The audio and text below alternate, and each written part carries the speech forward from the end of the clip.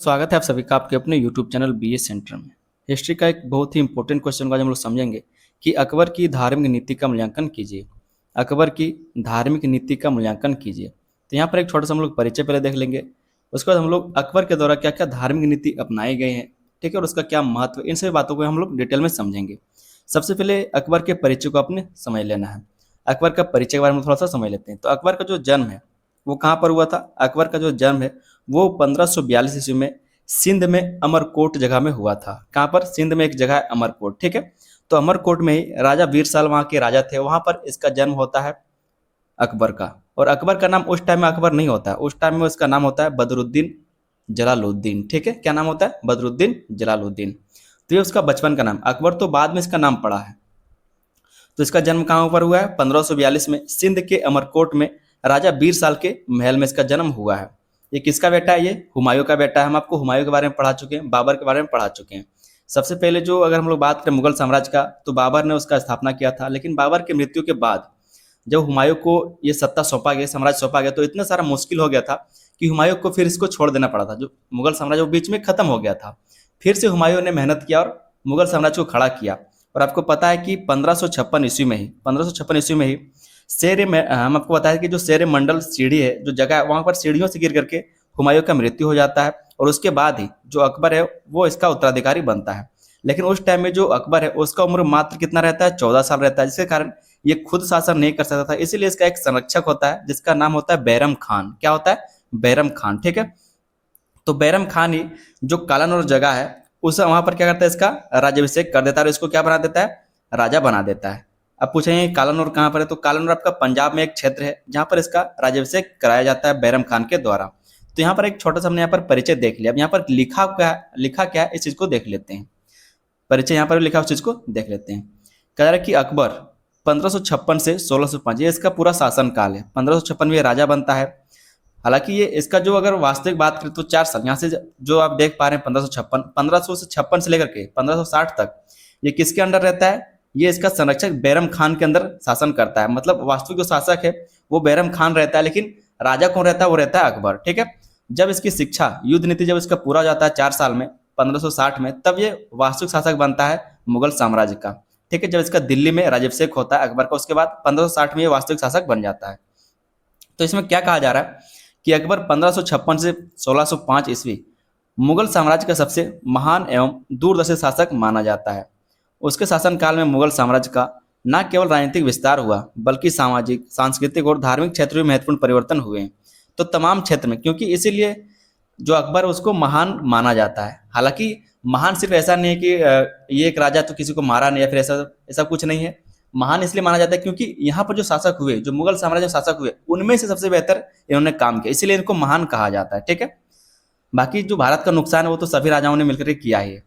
तो हम लोग समझते कहा जा रहा है कि साम्राज्य न केवल राजनीतिक विस्तार हुआ बल्कि सामाजिक, सांस्कृतिक और धार्मिक क्षेत्र में भी महत्वपूर्ण परिवर्तन हुए थे। अकबर जब सत्ता में आया तब भारत विभिन्न धर्मों, जातियों और संस्कृतियों का देश था। जब अकबर सत्ता में आया था उस टाइम भारत बहुत सारे जातियों में, बहुत सारे धर्मों में बंटा हुआ था। अधिकांश जनसंख्या हिंदू की थी जबकि शासक वर्ग मुख्यतः मुस्लिम था। अधिकांश जनसंख्या जो है भारत का वो कौन थे? हिंदू थे। लेकिन जो शासन करने वाले लोग थे, जो शासक थे, वो कौन थे? मुसलमान थे। ऐसी स्थिति में यदि धार्मिक भेदभाव की नीति अपनाई जाती तो साम्राज्य में स्थिरता स्थापित करना कठिन होता। अगर इस जगह पर कहा जा रहा है कि अगर धार्मिक भेदभाव का नीति अपनाया जाता, मतलब सिर्फ मुसलमानों को ज्यादा महत्व दिया जाता और हिंदुओं को कम महत्व दिया जाता, तो क्या है, तो शासन करना या फिर साम्राज्य को स्थिर रखना बहुत ही मुश्किल हो सकता था। इसलिए अकबर ने एक उदार धार्मिक नीति अपनाई जिसका आधार धार्मिक सहिष्णुता, सभी धर्मों के प्रति सम्मान और राष्ट्रीय एकता था। इसलिए अकबर ने क्या किया? एक ऐसा धर्म कह सकते हैं कि इस तरह से जो धार्मिक नीति अपनाया जिसमें सभी धर्मों का क्या तो सम्मान हो सके, सभी एक दूसरे के धर्मों का आदर कर सके। उसकी धार्मिक नीति क्रमिक रूप से विकसित हुई और अंततः सुलह कुल के सिद्धांत में परिवर्तन हो गई। सुलह कुल का मतलब है कि सभी धर्मों का सम्मान करना, सभी को बराबर मानना, ठीक है। उसको बोलते हैं सुलह कुल। इसके द्वारा एक नीति लाया गया था, उसको भी हम आगे डिस्कस करेंगे। तो इस सिद्धांत में परिवर्तित हो गया। तो एक छोटा सा यहाँ पर अपने परिचय को देख लिया। आगे हम जो आपको परिचय बताए थे शुरू में, वो परिचय आपको याद रहना जरूरी, ठीक है, ताकि क्या करेंगे आप इस चीज को लिख सके अच्छे से। यहाँ पर हम देख लेते हैं कि अकबर की धार्मिक नीति क्या थी, अकबर के द्वारा क्या क्या धार्मिक नीति अपनाई गई थी। हम आपको परिचय में क्या बताया कि परिचय में इनका जो अकबर है, अकबर का जो जन्म वो 1542 ईस्वी में हुआ था। कहाँ पर हुआ था? सिंध के अमरकोट जगह में हुआ था। और अमरकोट का राजा कौन था? वो था राजा बीरसाल, ठीक है, वहां पर इसका जन्म होता है। ये किसका बेटा है? हुमायूं का बेटा है। और बचपन में इसका नाम बदरुद्दीन जलालुद्दीन रहता है, ठीक है। कालानौर में इसका जो संरक्षक होता है बैरम खान, वो इसका राज्याभिषेक पंजाब के कालानौर क्षेत्र में कर देता है एक बार। फिर 1556 से लेकर के 1560 तक इसको शिक्षा दिया जाता है। बैरम खान इसको युद्ध नीति का शिक्षा देता है। और जब 1560 ईस्वी होता है तब इसको वास्तविक शासन जो है दे दिया जाता है, ठीक है। तो यहाँ पर हम दोस्तों देख लेते हैं कि प्रारंभिक चरण, परंपरागत इस्लामी नीति। परंपरागत इस्लामी जो शुरू से चलता आ रहा था, बाबर से चलता आ रहा था, हुमायूं से चलता आ रहा था, ठीक है, 1556 से 1562 ईस्वी। अपने शासन के प्रारंभिक वर्षों में अकबर पर बैरम खान तथा रूढ़िवादी मुस्लिम उलेमाओं का प्रभाव था। अब पूछेंगे उलेमा कौन होता है? तो उलेमा एक प्रभावशाली व्यक्ति होता है, जैसे कि आज हमारे देश में अंबानी है, अडानी है, ठीक है। तो उस तरह से उस टाइम के जो रईस लोग हुए थे, जो रईस वर्ग के लोग थे, उसको हम लोग उस टाइम उसको उलेमा कहते थे, ठीक है, उलेमा कहते थे। तो वे कहा जा रहा है कि अपने शासन के प्रारंभिक वर्षों में अकबर पर बैरम खान तथा रूढ़िवादी मुस्लिम उलेमाओं का प्रभाव था, इसलिए वह परंपरागत इस्लामी नीतियों का पालन करता था। क्योंकि वहां पर शासन चलाने का जो अधिकार था उस टाइम में बैरम खान के पास था, क्योंकि वही उसका संरक्षक था और वही इस पूरे साम्राज्य को देखने का काम कर रहा था। और जो उलेमा थे, मतलब जो रईस वर्ग के लोग थे, वो लोग भी इसको परिवर्तित करने के लिए, प्रभावित करने के लिए काम करते थे। इस समय तक हिंदुओं पर जजिया तथा तीर्थ यात्रा कर, जिससे भेदभाव पूर्ण कर लागू थे। मतलब उस टाइम तक हिंदुओं पर क्या था? जजिया कर था, मतलब गैर मुस्लिम कर हुआ करता था, एक गैर मुस्लिम टैक्स हुआ करता था, जो मुसलमान नहीं होने के लिए आपको देना पड़ता। अगर आप मुसलमान नहीं है तो आपको टैक्स देना पड़ेगा, या फिर आप इस्लाम धर्म को कबूल कर लीजिए। इस तरह से उसको जजिया कर के तौर पर लिया जाता था। या फिर जो लोग तीर्थ करने के लिए जाते थे, जो भी हिंदू लोग तीर्थ करने के लिए अपने देवी देवता के पास जाते थे, उनसे टैक्स लिया जाता था, ठीक है। लेकिन धीरे धीरे अकबर ने स्वयं शासन की बागडोर संभाली और उसके विचारों में परिवर्तन आने लगा। धीरे धीरे जो अकबर है उसने खुद ही बागडोर संभाला अपने साम्राज्य का, और धीरे धीरे उसको समझ में आने लगा क्या क्या करना चाहिए। दूसरा जो यहाँ पर इसके द्वारा नीति अपनाया गया वो है तीर्थ यात्रा कर की समाप्ति। 1563 ईस्वी में इसके द्वारा, अकबर के द्वारा तीर्थ यात्रा पर जो कर है उसकी समाप्ति कर दी जाती है। अकबर ने 1563 ईस्वी में हिंदुओं पर लगाए जाने वाले तीर्थ यात्रा कर को समाप्त कर दिया। यह कर विभिन्न धार्मिक स्थलों पर जाने वाले हिंदुओं से लिया जाता था। मतलब वो कहीं पर भी जो तीर्थ जगह है, जो तीर्थकर के जगह है, ठीक है, जहां पर लोग तीर्थ करने के लिए जाते हैं, उन जगह पर अगर वो तीर्थ करने के लिए जाते हैं तो उनसे पहले टैक्स लिया जाता था। लेकिन 1563 में अकबर ने इस चीज को हटा दिया। आगे इसमें कहा जा रहा है कि अकबर ने महसूस किया कि यह कर धार्मिक भेदभाव का प्रतीक है तथा जनता पर अनावश्यक बोझ डालता है, इसलिए उसने इसे समाप्त कर धार्मिक समानता की दिशा में पहला महत्वपूर्ण कदम उठाया। उसको लगा कि ये जो एक, मतलब कह सकते हैं, भेदभाव उत्पन्न कर रहा है कि हिंदुओं से लिया जा रहा है, मुसलमानों से नहीं लिया जा रहा। इसके लिए क्या है, तो ये जो तीर्थ कर है इसको हटा देना चाहिए। तो उसने क्या किया, 1563 ईस्वी में जो तीर्थ कर उसको हटा दिया था। दूसरा आपका है जजिया कर। जजिया कर की समाप्ति कर दी गई सिर्फ एक साल बाद, 1564 में ही। पहले उसने तीर्थ कर हटाया, फिर उसके बाद 1564 ईस्वी में उसने जजिया कर भी हटाया। और जजिया कर क्या था? ये एक गैर मुसलमान को टैक्स देना पड़ता था कि वहां पर रहने के लिए, देश में रहने के लिए जो आप मुसलमान नहीं है तो आपको टैक्स देना पड़ेगा, या फिर आप इस्लाम धर्म को कबूल करना पड़ेगा। तो इसको बोलते हैं जजिया कर। 1564 ईस्वी में अकबर ने जजिया कर को समाप्त कर दिया। जजिया एक ऐसा कर था जो केवल गैर मुसलमानों से लिया जाता था। दिल्ली सल्तनत और प्रारंभिक मुगल काल में यह कर धार्मिक असमानता का प्रतीक माना जाता था। अकबर ने इसे समाप्त कर यह संदेश दिया कि राज्य की दृष्टि में सभी प्रजा समान है।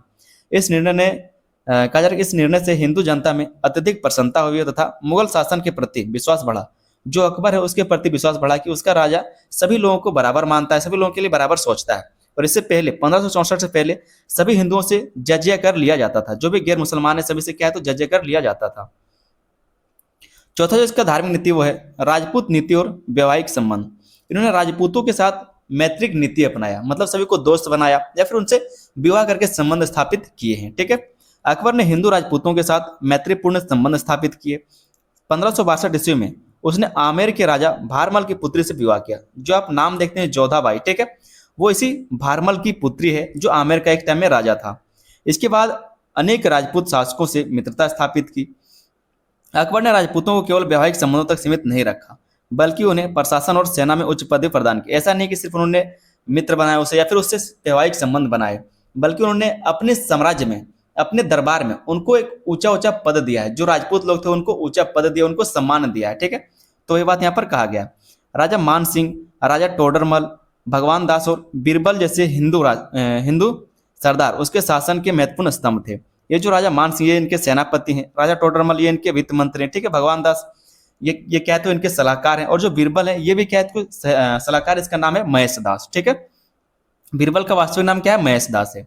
आगे इसमें कहा जा रहा है कि इससे हिंदू मुस्लिम सहयोग को बढ़ावा मिला तथा साम्राज्य की नींव मजबूत हुई। इससे जो हिंदू लोग थे उनको भी लगने लगा कि हमारे लोग भी वहां पर हैं तो हमसे हमारे लिए क्या है तो गलत नहीं होगा, कोई फैसला हमारे खिलाफ नहीं लिया जाएगा। ठीक है, तो इस तरह से भरोसा बढ़ता गया।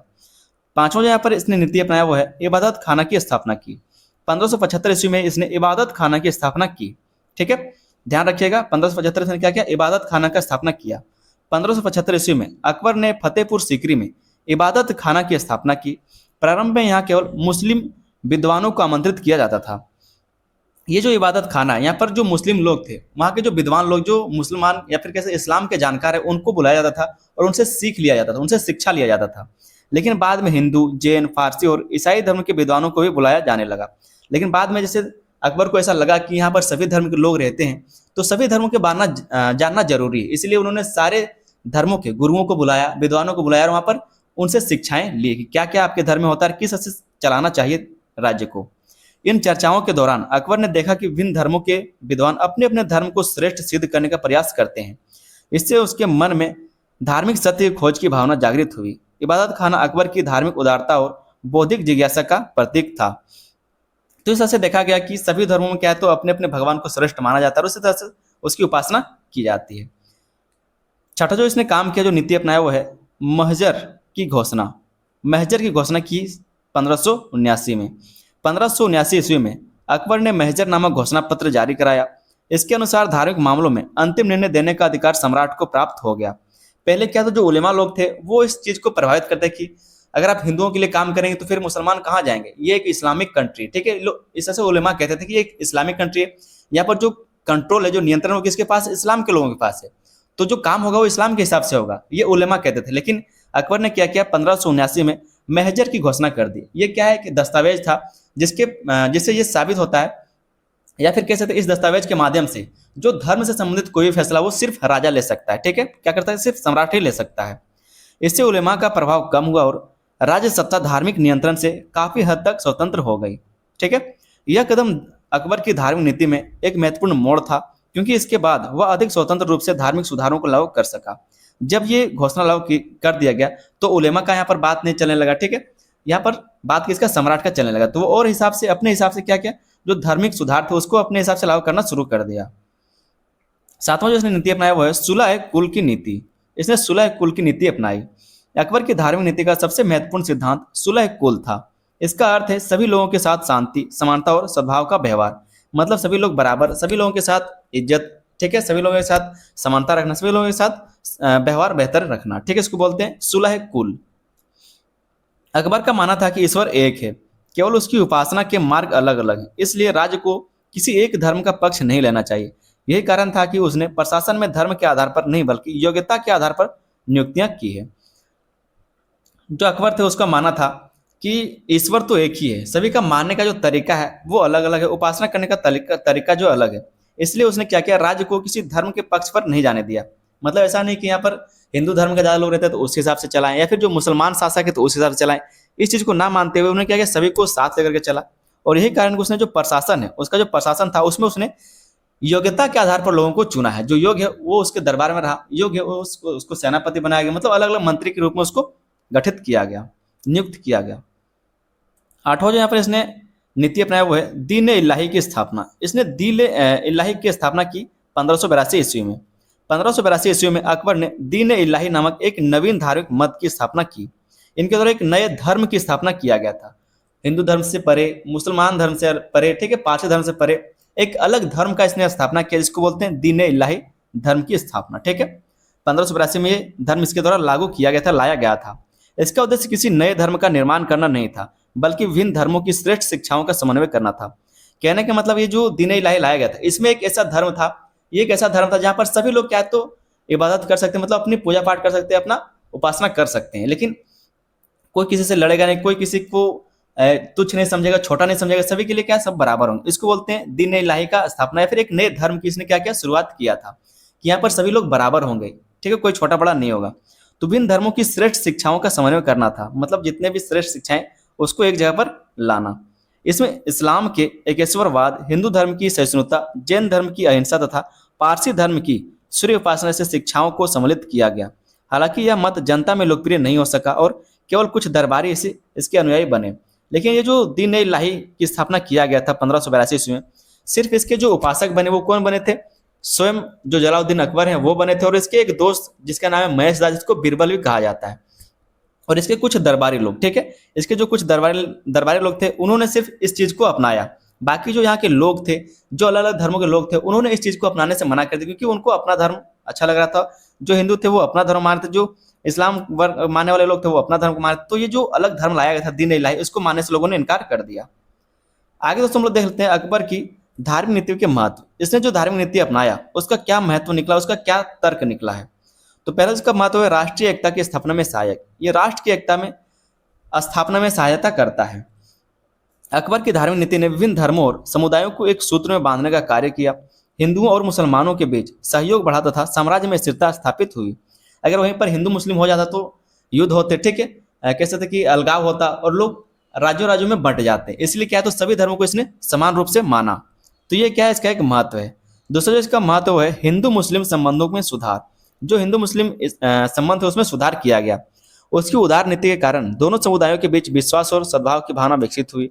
इससे सामाजिक तनाव में कमी आई। इससे क्या, तो जो सामाजिक तनाव उसमें कमी देखने को मिला। तीसरा जो यहाँ पर हम लोग महत्व देखते हैं वो है मुगल साम्राज्य की मजबूती हुई। राजपूतों और अन्य हिंदू शासकों के सहयोग से अकबर का साम्राज्य अधिक शक्तिशाली और अस्थायी बना। यह उसकी धार्मिक नीति की सबसे बड़ी राजनीतिक सफलता थी। जो अकबर है वो किसी भी राजपूत को बर्बाद नहीं करना चाहता था। ठीक है, ये चाहता था कि जो भी राजपूत लोग हैं वो मेरी अधीनता स्वीकार कर ले और वहां से जो टैक्स आता है वो मुझे दे। मतलब बिना लड़ाई के वो उसके अधीन करके काम करे, वो अपना शासन चलाए, लेकिन वो वहां से जो टैक्स होगा वो हमको ला करके दे और मेरे अधीनस्था वो स्वीकार करे। ये जो पूरा क्षेत्र वो बोल दे कि ये अकबर के अधीन ही आता है, बाकी हमको और कुछ नहीं चाहिए। इस तरह से इसका कहना था अकबर का। लेकिन बहुत सारे और भी राजपूत लोग थे जिन्होंने इनके अधीन काम करने से मना कर दिया कि हम आपके अधीन नहीं रहेंगे, हम मेरा सर कट जाएगा लेकिन आपके अधीन नहीं रहेंगे। ठीक है, तो इस तरह से बहुत सारे बहादुर लोग रहे हैं जिसके बारे में हम लोग आगे पढ़ेंगे। चौथा जो पॉइंट है वो है सांस्कृतिक समन्वय का विकास। सांस्कृतिक समन्वय का इन्होंने विकास किया। अकबर के शासनकाल में हिंदू और मुस्लिम संस्कृतियों का सुंदर समन्वय हुआ है। साहित्य, कला, संगीत और स्थापत्य के क्षेत्र में नई मिश्रित संस्कृति का विकास हुआ। ठीक है, तो सारे हिंदू या फिर मुस्लिम सभी संस्कृतियों का समन्वय हुआ, साथ में विकास हुआ है। पांचों जहाँ पर महत्व हम लोग देखते हैं वो है आधुनिक एवं प्रगतिशील दृष्टिकोण। उसकी धार्मिक नीति अपने समय से बहुत आगे थी। मतलब उसका जो धार्मिक नीति था वो आज के लिए नहीं बनाया गया था, वो कई दशकों के बाद भी काम आए, इसलिए वो उसको बनाया गया था। इसलिए कहा जा रहा है उसकी जो धार्मिक नीति थी वो अपने समय से बहुत आगे थी। उसने धर्म के आधार पर भेदभाव करने के बजाय समानता और मानवता को महत्व दिया। तो आधुनिक एवं प्रगतिशील दृष्टिकोण उसने अपनाया था। चौथा जो महत्व है वो है दीन ए इलाही की असफलता। ये जो धर्म लाया गया था, ये जो अलग तरीके का धर्म लाया गया था अकबर के द्वारा, दीन ए इलाही, ये असफल रहा। दीन ए इलाही जनता में लोकप्रिय नहीं हो सका, इसलिए इसे अकबर की धार्मिक नीति का कमजोर पक्ष माना जाता है। क्योंकि सभी लोग अपने अपने धर्मों से जुड़े हुए थे, तो ये जो धर्म नया धर्म लाया गया था, इस चीज को लोगों ने अपनाया नहीं या फिर अपनाने से मना ही कर दिया। सातवां यहाँ पर पॉइंट हम देखें वो है कट्टरपंथियों का विरोध। कई सारे जो कट्टरपंथी है उन्होंने इसका विरोध किया। मुस्लिम उलेमाओं ने अकबर की नीतियों का विरोध किया क्योंकि उन्हें लगता था कि अकबर इस्लामी परंपराओं से दूर जा रहा है। वो जो इस्लामी लोग थे, जो उलेमा लोग थे, वो कह रहे थे कि जो अकबर है वो एक इस्लाम धर्म को मानने वाला व्यक्ति है, मतलब एक राजा है, इस्लाम राजा है, इस्लामिक राजा है, तो उसको उसी हिसाब से फैसले लेने चाहिए। लेकिन वो इस्लामी परंपराओं से दूर जाता जा रहा है, जबकि हिंदुओं के लिए वो सोचने लगा। तो इस तरह से जो उलेमा लोग थे वो इसका विरोध कर रहे थे। कट्टरपंथियों का यहाँ पर विरोध भी देखने को मिलता है। आगे दोस्तों एक छोटा सा हम लोग निष्कर्ष देख लेंगे। निष्कर्ष को आप लोग इस तरह से लिख सकते हैं कि अकबर की धार्मिक नीति मध्यकालीन भारत की सबसे उदार, प्रगतिशील और दूरदर्शी नीतियों में से एक थी। उसने धार्मिक कट्टरता के स्थान पर सहिष्णुता, समानता और समन्वय को महत्व दिया। तीर्थ यात्रा कर एवं जजिया कर की समाप्ति, इबादत खाना की स्थापना, सुलह कुल का सिद्धांत तथा दीन इलाही जैसे कदम उसकी धार्मिक उदारता के प्रमाण हैं। यद्यपि उसकी कुछ नीतियां पूर्णतः सफल नहीं रही, फिर भी समग्र रूप से उसकी धार्मिक नीति ने भारतीय समाज में सद्भाव, राष्ट्रीय एकता और सांस्कृतिक समन्वय को मजबूत किया। इसी कारण अकबर को भारतीय इतिहास में धार्मिक सहिष्णुता का महान प्रतीक माना जाता है। तो इस तरह से एक छोटा सा बस आपको निष्कर्ष लिख लेना है, जो भी अपने ऊपर पड़ा बस उसी को छाप देना है। ठीक है, उम्मीद करते हैं कि क्वेश्चन का आंसर आपको अच्छे समझ में आया होगा। यहाँ पर हमने सिर्फ ये जाना कि अकबर की धार्मिक नीति क्या थी। ठीक है, आगे जो क्वेश्चन हमारा होगा वो होगा हमारा अकबर की राजपूत नीति। अकबर ने राजपूतों के लिए क्या क्या नीति अपनाया है। तो उम्मीद करते हैं क्वेश्चन का आंसर आपको अच्छे समझ में आया। चैनल पर दोस्तों तो आप लोग चैनल को सब्सक्राइब जरूर कर लीजिएगा, और माइनर पेपर के लिए आप लोग का प्ले लिस्ट बना जिसका लिंक आपको डिस्क्रिप्शन में मिल जाएगा, जाके चेक कर लीजिएगा। वीडियो पर नए हैं तो चैनल को सब्सक्राइब जरूर कर लीजिएगा चैनल पर नए हैं तो, और वीडियो को लाइक करके अपने दोस्तों में इसको शेयर भी कर देना। मिलते हैं हम लोग किसी अगले वीडियो में, तब तक के लिए धन्यवाद। जय हिंद।